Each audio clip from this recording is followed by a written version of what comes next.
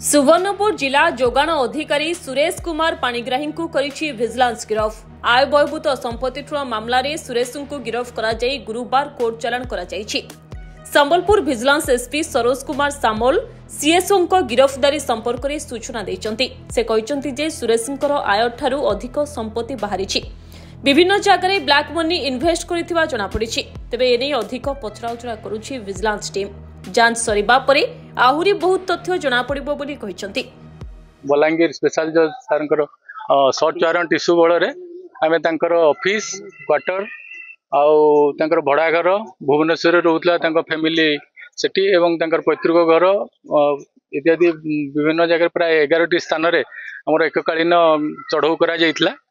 चढ़ऊ समय रे तांकर बलांगीर रे थिबा दुईटी घर एवं प्राय 4 एकर उपरे गोटे फार्म हाउस बलंडा विजयपुर रे एवं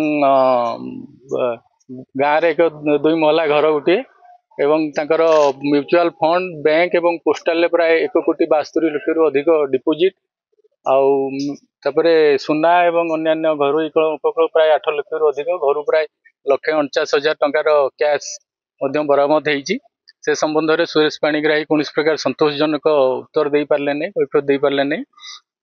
ए संबंध में Baleshwar Sambalpur vigilance case number 27/2024 13(2)13(1)B IPC act रे केस रुजु करा जायछि एवं तांको आज गिरफ करिकि कोर्ट चालान करा जाय।